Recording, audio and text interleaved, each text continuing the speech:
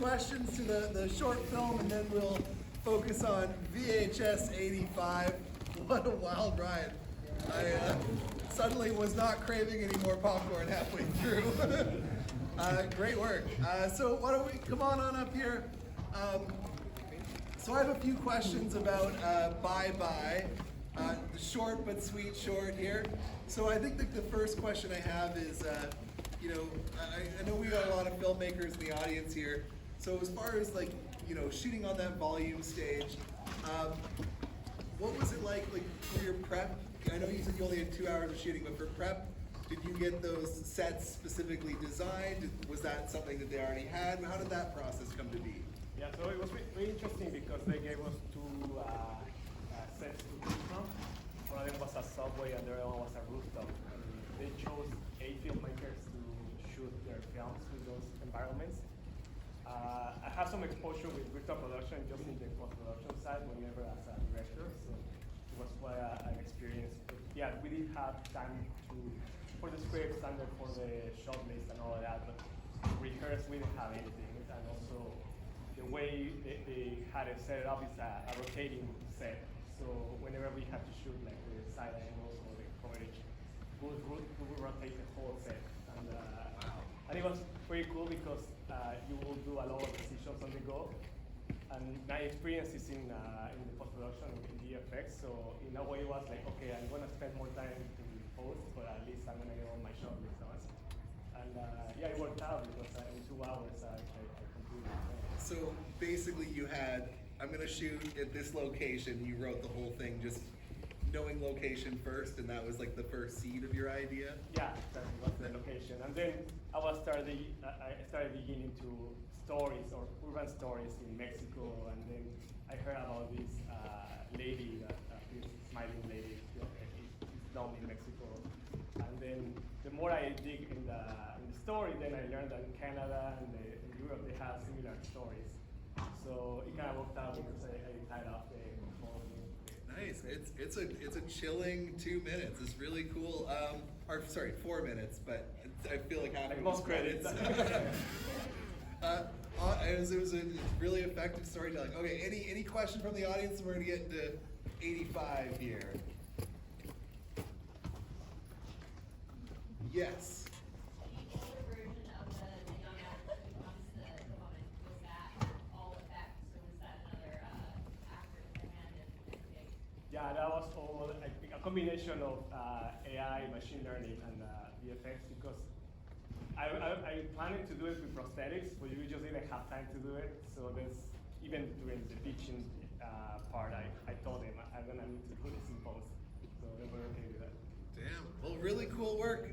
What's next for you? Do you have another project on the go? Yeah, so I have one with Gigi actually. I wrote a script. Gigi directed it. It's an anthology, Mexican anthology that we love in the 80s, and it's called Hora Marcada, and it's premiering on the 27th. Yeah, on the 27th of October. Dang. What's it called, babe? Hora Marcada. What's the name Our of your segment is episode, La Visita. There you go. Keep an eye out. Well, great work.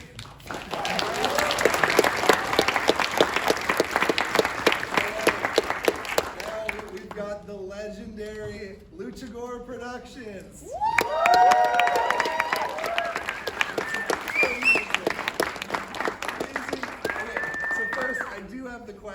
I do have the trivia question for the big poster. Oh, great. And then I have a follow-up question about anyways. The trivia question is, what day did it take place? 19th of December. I'll give it to him.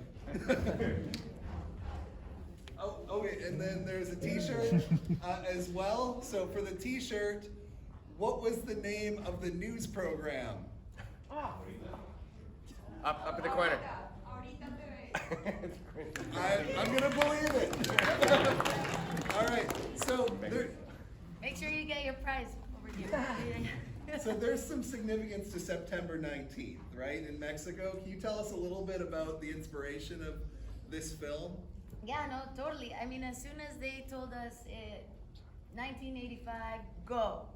And I remember, to backtrack, I went and actually crashed their set at VHS 99 while they were filming, and just basically was like, you should hire us. Literally, it's what happened. And they're like, all right, well, what do you got? And they basically said, well, 1985. And I remember calling up Raynor. I'm like, we need an idea by tomorrow because they're calling us back.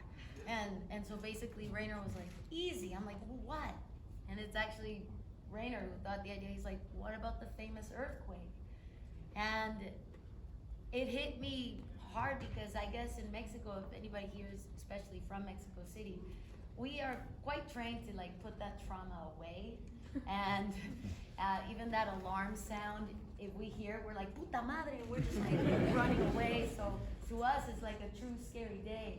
And then as soon as Raynor brought that up, I'm like, this is a good way to like express your traumas through horror. And we knew that it might cause some impact, but little did we expect that it would really cause the past 2 weeks, like actual people offended from Mexico. Oh, because of the. Because of it, that they still think is too soon. I'm like, well, 40 years later. But, Oh, that's so scary. Don't say that. but hasn't there been numerous earthquakes on that same day And that's from Mexico?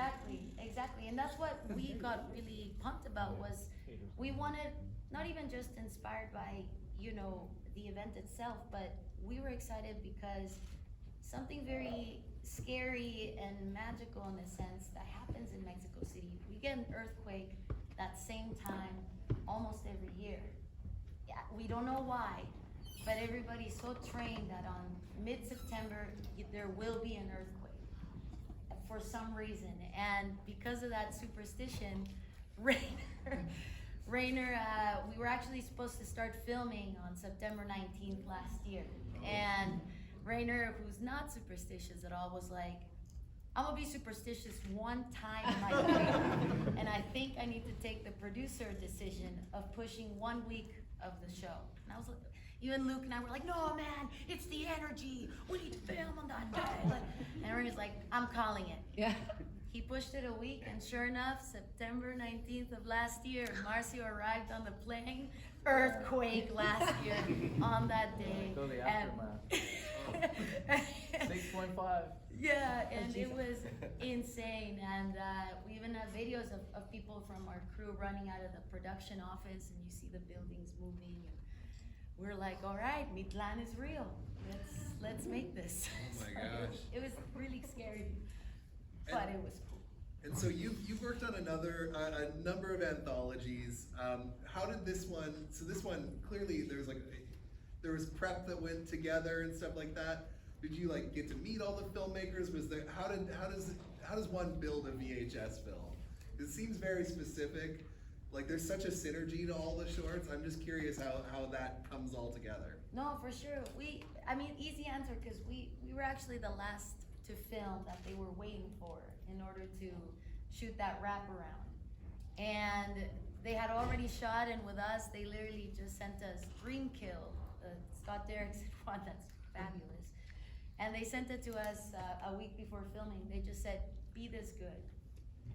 That's all we got. Yeah, all right. That's it. They're like, this is what's to be expected, and see you in a couple weeks. So, but it was really cool because we're very thankful that we went for it to actually shoot on VHS.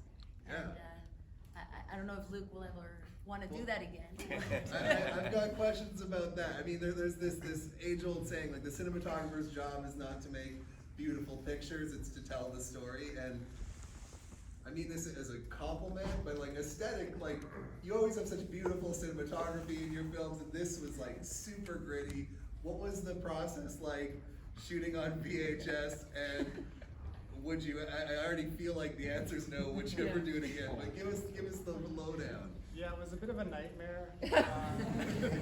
So I spent the summer, once Gigi told me about it, I was like, okay, we gotta. First I was like, no, let's not shoot on VHS. And then I was like, maybe we should shoot on VHS. And then Gigi and Raynor are like, yeah, we're shooting on VHS. But I already told them. So I spent the summer like searching around for cameras, and I found one on Craigslist for like $50 Nice. with some tubes.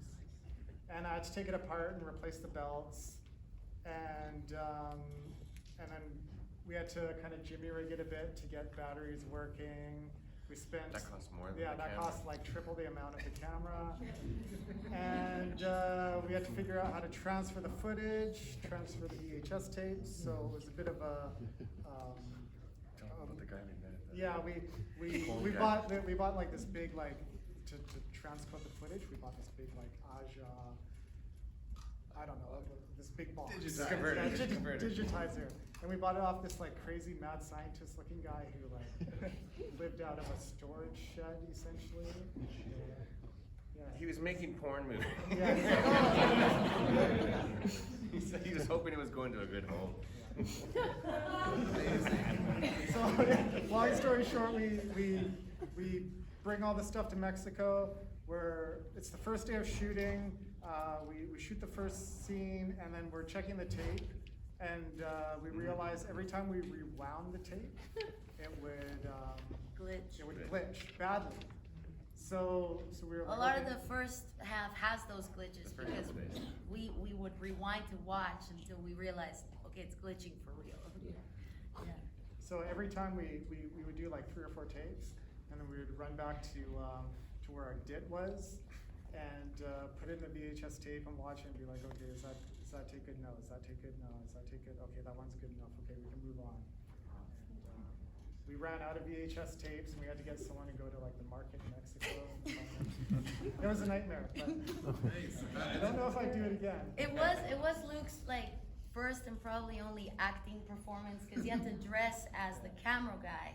And so if Luke is the camera guy, the actual actor hugged him the whole way. So he can feel the energy to look this way or to look that way. So I think Luke totally was like, I don't speak Spanish, but I'm just being thrown everywhere. It was perfect. That's amazing. So this was shot on location in Mexico.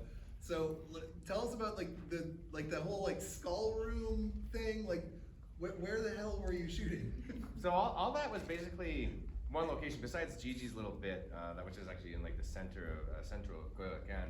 But all the stuff that you guys see from basically the newsroom, basically going down the stairwell and all that was basically all in one location, and it was this in Tacubaya. It was like this kind of really ghetto, unsafe place, but the people that we were working It was an with. abandoned gym. Abandoned gym. Yeah. Yeah, and it was actually, some of it went through the earthquake, and some of it was actually, they pardoned off, but we couldn't even actually go in, but because they never really cleaned up the area, it was already kind of semi-dressed, and we're like, we gotta go with this and use this to our advantage without having to spend huge amounts of money to, destroy everything. So, I mean, the actual room was in the, what was like the Turkish bath or something like that? So the production design team basically built inside this room, this old Turkish bath, and all that stuff that you see, like the walls and all that, we didn't know how they were doing it, but they did it with like, what was it, like Paper. cardboard? It was just Paper, and then they just painted. They did an amazing job in like a week on that alone. They built that whole set in a week. All that like statue, the big Mictlan mural was all done in like 5 days. They were amazing on how fast they were able to work. But yeah, but all that was all in one location. We used it to like every single advantage point we had, besides Gigi's that we kind of did guerrilla style on Coyoacán. And those the mariachis, those guys were just off the street. We paid them like 500 pesos, and it was funny. And they were just like, "Yeah, we'll do it." So it was great. That's amazing. The other thing we built was the vent, so we could always Oh, that keep too, running. yeah. So that was the only thing we decided to just build about this tall. And just so we can connect all the rooms and keep filming like one continuous thing. And in that vent was probably what the actors and Luke hated the most. Oh, Because it was too much for them, so Oh, yeah. when the actress is actually crying, she was for real not okay. And I was like, wow, what a performance. And then Raynor's like, no, she's not. I'm like, oh yeah, cut. And Luke's like, change, hurry up. He was in between all the actors. So how many people did you fly down for this, and how many people did you do local? And maybe introduce the rest of your team here. Well, we got Marcio, our actor. Who flew us down was Marcio, Luke, myself, and Gigi that came from Vancouver. And then Blake, who's our lovely composer, who's well, Thomas is on the editing side. He helped edit and do some additional visual. Thomas, stand up. Behind the scenes. But yes, I mean, for the four of us, we flew down to Mexico and shot it there. But Blake and Thomas helped on the post-production side and the score, which we didn't know that a lot of people were doing score in this, because the whole purpose of found footage, you're not really supposed to add score, right? If it's like kind of diegetic. But a lot of people did non-diegetic score and all that stuff, which was fine. I mean, it worked for it, and yeah. Only Marcio got the welcome of an actual earthquake that day. Oh, Luke did too. Oh yeah, Luke. Oh, yeah. We met up with Marcio like at 1:30 for tacos, We're and having you know. tacos at this place, and the alarm goes on. And Marcio's, "What's this?" being the tourist, I started recording everything. But now it gets better, and then everyone comes back inside. We all go inside. We experience, the earthquake. We felt it, like you're drunk. And then I go, of course, because that's what I do. I go on my Instagram. I'm gonna post this, and the alarm goes, and everyone goes out again, Because it's playing on thinking his this phone. the alarm is going, and I'm the only one in the bar just doing my video, and then I look at everyone and I say, "What the fuck, bro?" So yeah, that was my first few hours in Mexico. Yeah, okay, well, don't go to not mid-September. do that. Every other September time, time. it's wonderful, it's a beautiful place. Let's hear from the audience, because I'm sure you have some questions. Who do we got? How old are you guys? 25. Yeah. 27. What was All that? What was the mid-20s. They're How asking old how are old you? you are. Oh yeah, in our 20s. We got one from the handsome man in the back there. I think we did about 2 a day. We were always worried about The because breathing.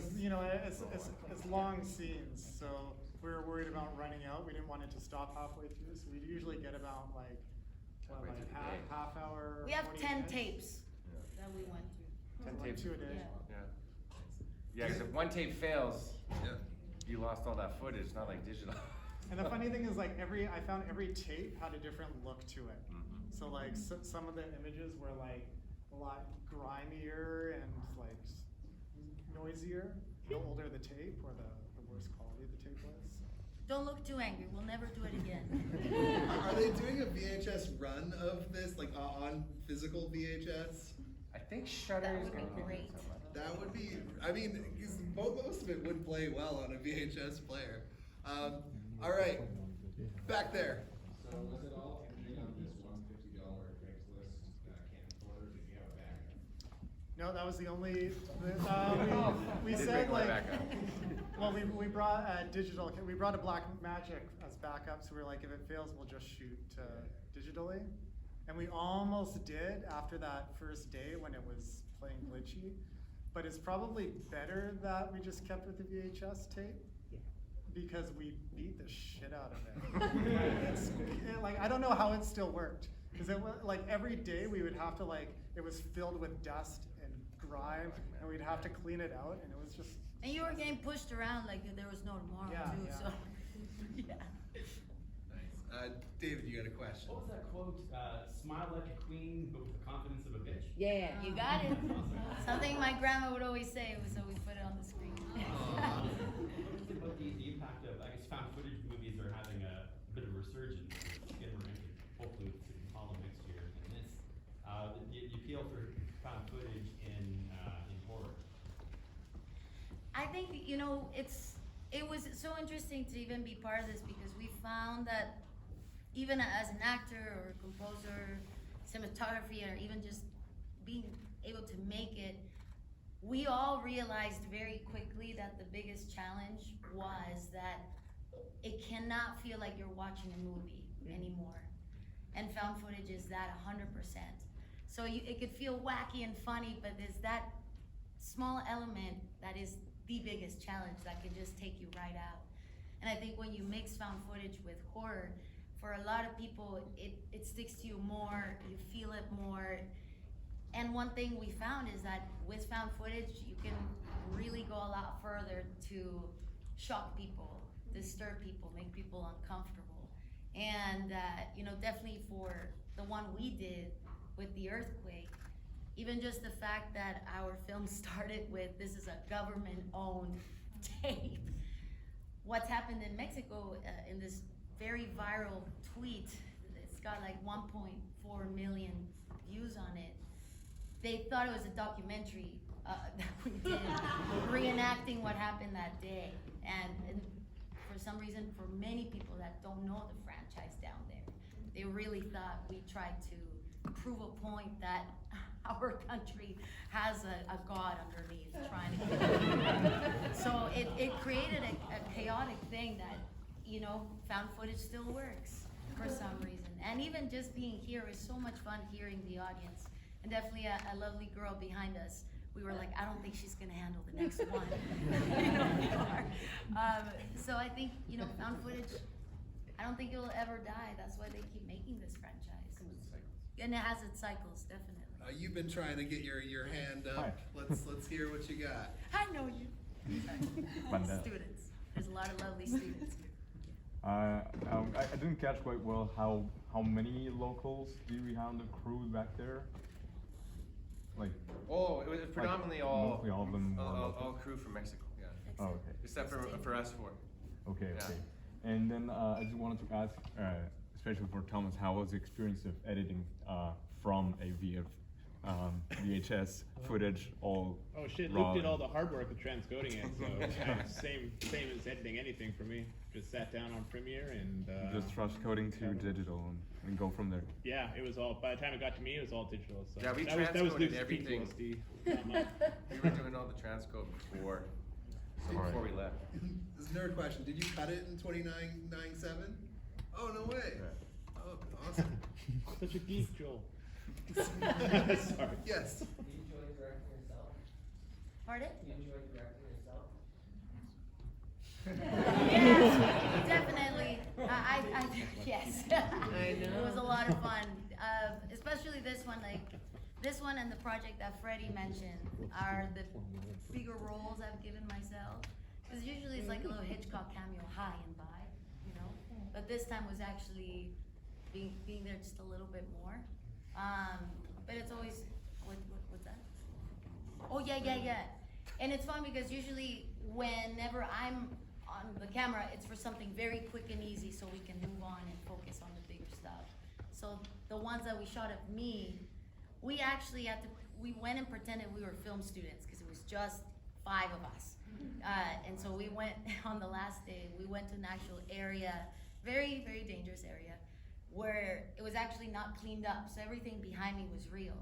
That never got cleaned up. It was all rubble and debris and dust. And we just were like, all right, now's the time, let's go. We went and filmed, and there was a lot of people watching us, like by their trucks and just like waiting for us. And we're like, I think it's time to go. Yeah. And even the mariachi band, that they were so kind, they thought I was someone famous and someone crazy that lives from the. We don't have a t-shirt for you, but you're all gonna make me cry. She will. So, She will try. so that's really fun because I don't know, directing yourself, you can, if you're an actor, you can give yourself a fun role that you've never been able to do before. So, for sure. Awesome. Right there. So I know that your native languages, Gigi and Marcio, are in Spanish. And so what was the experience like getting to work with your team in Mexico and, you know, getting to do the movie in your native tongue? For me, I absolutely loved it. Yeah. It feels great always to go back and just share with them the same story that they are pumped about. And so directing in Spanish, it's a luxury. It's awesome. So I think we've gone back now quite a few times to keep shooting there. Twice. Yeah. Now we got maybe another third. But for you, Yeah, no, same here. I love it. I mean, you understand each other so much better, and the connection, and just you don't think about it. It's like just go and do. And But you actually got to play an my own Argentine accent as well. In the last one. from Argentina. Yeah, which I never get to do. Usually it's like, you're Latino, you're Mexican. The Mexican crew had a nickname for you. What was it? Shut up. They called him El yummy, yummy. And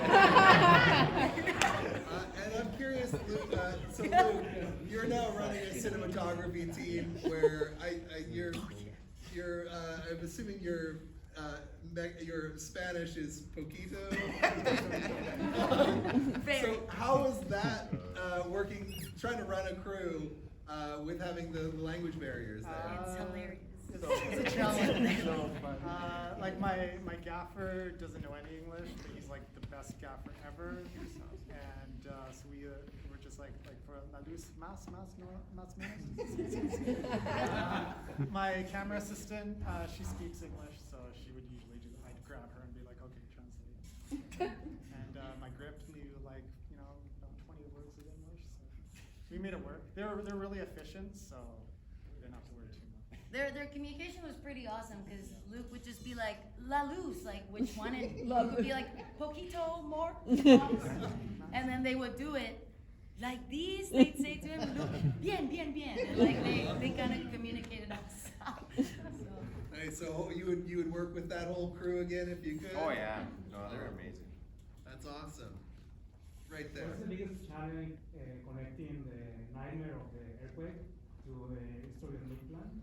And I don't know, I find it funny that you decide to put the head of gate under the Televisa style building, like Televisión. So yeah, I don't know how was the process of connecting these two stories. It came really quick.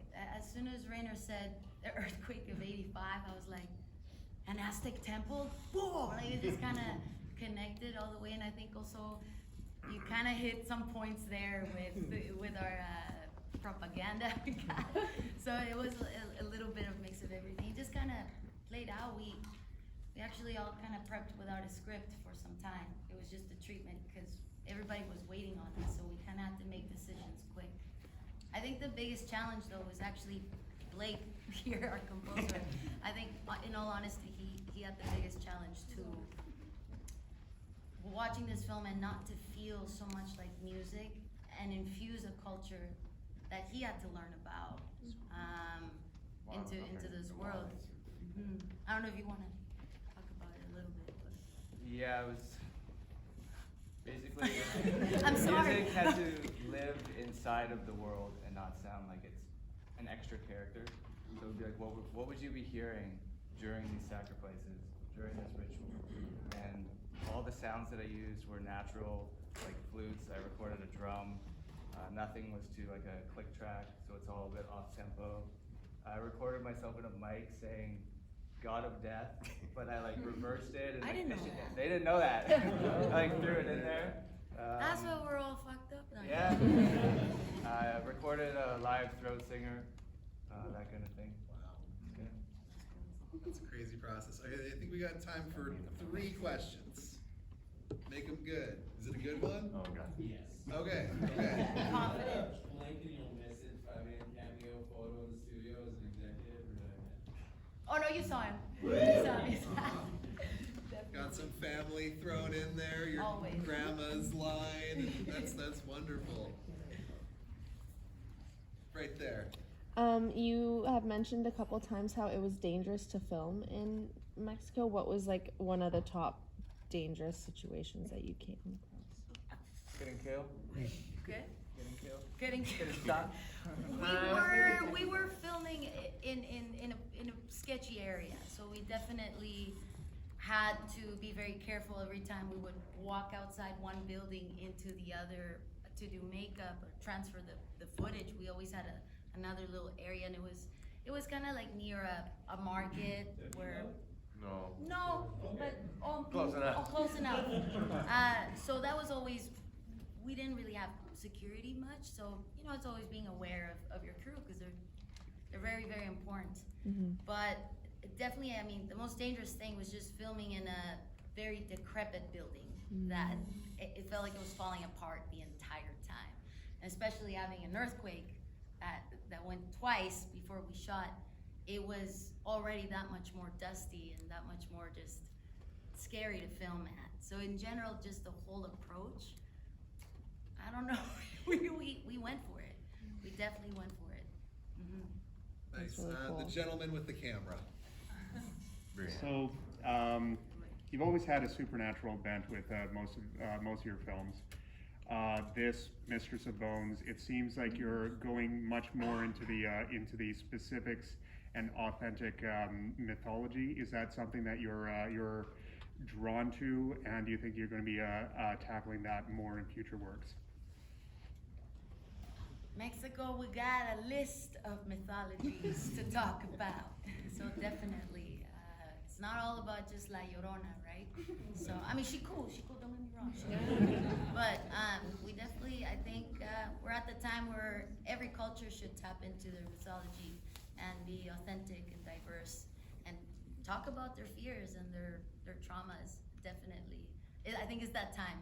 And shocking people is not a bad thing. It'll make people talk about it. But we're just very, very thankful, you guys, for sticking around, and Joel always for having us. And I got one last question. okay, I'll say my thanks after. Okay, one last question. You've done a few anthologies. We've got some amazing horror and genre filmmakers in Vancouver. When are we doing the Vancouver Horror Anthology? Yes. Oh. Come on, I'm putting her on the spot. This is starting right here.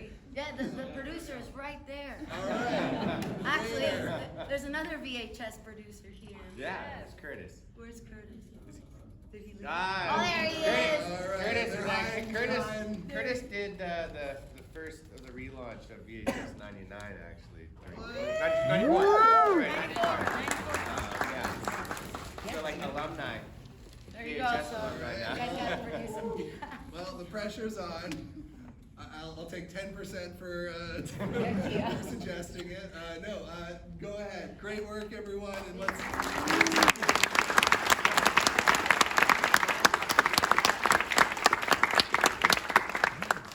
So before I let you all she did go, thank you everyone.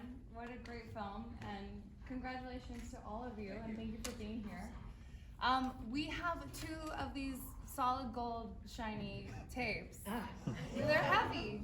I've been working out for months. And we want to award the team here. The first one is an Impact Award, and this is an award for Gigi Saul Guerrero, who has had such an impact on this community here in Vancouver. She's had an impact everywhere in the horror community, but really has always brought it home. And we want to here just acknowledge Gigi for everything she's done and for bringing it back home. And we're so grateful to you. And that shockwave really nice. is resounding.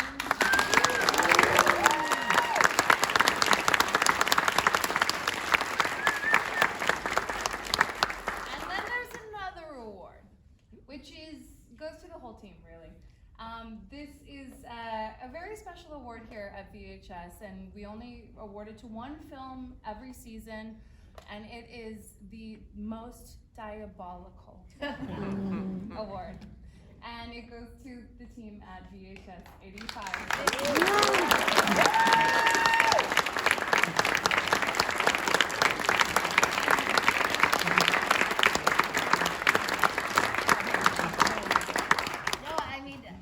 Better to say our thanks with this, guys. We were very excited to screen this here with all our closest friends, even after the movie has come out. So even the fact that this many people showed up to this wild film, we're just always so thankful to share our stuff here in Vancouver, and what a better way to do it with Team VHS, Vancouver Horror Show, with you guys. So we want to give you a big thanks. Joel, always an amazing best friend for hosting this. So everybody, we're very, I don't want to cry. So I'm very thankful to be here, and I hope you can come join us for a little drink afterwards tonight if you're up for it. But, yes. David, you want to take it? I'll take it. Okay. Yes. So yes, with this concludes the official programming of Vancouver Horror Show Film Festival 2023.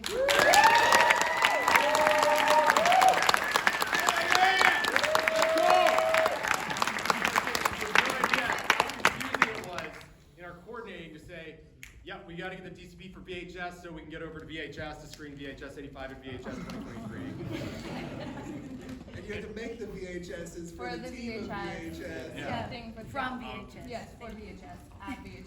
So I just want to say thank you so much to, first of all of our volunteers. Any volunteers in the house? We got down in the corner there.